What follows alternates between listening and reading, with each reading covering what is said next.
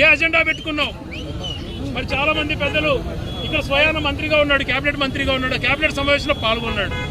Cabinet సమావేశంలో తన ముందర ఇది విచ్ఛిన్నం చేస్తున్నామని చెప్తుంటే కూడా అక్కడ ఏమి మాట్లాడకుండా బయటకు వచ్చి షో చేశారు. ఇది ఆ వ్యక్తిత్వం. ఆ రోజు జగన్మోహన్ రెడ్డి గారు తండ్రి చనిపోయి నేను బాధలో ఉన్నాను, నాకు తోడుండే వాళ్ళు ఉండండి, లేదా ప్రజల దగ్గరికి వెళ్తాను అంటే లేదు, రాయచూడి ప్రజలంతా జగన్తో ఉండు అని నన్ను కోరినారని చెప్పి నేను స్వచ్ఛందంగా రాజీనామా చేసి వచ్చాను. మరి ఈరోజు ప్రజలందరూ కోరుకుంటున్నారు జిల్లా కేంద్రం కొనసాగించాలని.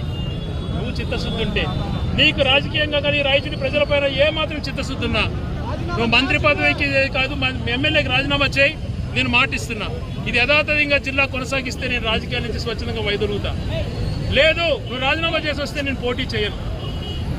ఇంతకన్నా మీరు ఏం చెప్పాలి చెప్పండి. రాజకీయ అజెండా లేదు. రేపు నూతన సంవత్సర వేడుకలు కూడా ఈ బాధతత్వ హృదయంతో 5 లక్షల మంది వాళ్ళ ఆవేదన అనిపిస్తున్నారు కాబట్టి వేడుకలకు దూరంగా ఉందని నిర్ణయించినాం. ఈ రోజు మా వాళ్ళంతా ఇంత పెద్ద ఎత్తున వస్తున్నాం, బంద్ పాటిస్తామంటే వద్దు, రేపు జనవరి 1 వ్యాపారస్తులు దెబ్బతింటారు. అటువంటి గుణం ఉన్నటువంటి వాళ్ళు. మాకు రాజకీయ అజెండా లేదు.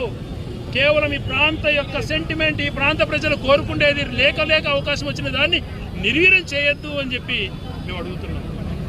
ఎందుకు కక్ష? ఈరోజు ఎంత మనోవేదనకు గురవుతారో చెప్పండి. ప్రజలు ఏ రకంగా బాధపడుతున్నారు? అందరూ రోడ్డుపైకి రాలేకపోయిండొచ్చు, కానీ లోపల ఎంత మనోవేదన చెందుతున్నారు. తగిన సమయంలో గుణపాఠం చెప్తారు. నీకు ఒక మంచి అవకాశం, నువ్వు ప్రజల కోసం రాజీనామా చేసి వస్తే ప్రజలు నిన్ను ఆదరిస్తారు, గుర్తు కూడా పెట్టుకుంటారు, ప్రభుత్వం పైన ఒత్తిడి పెరుగుతుంది.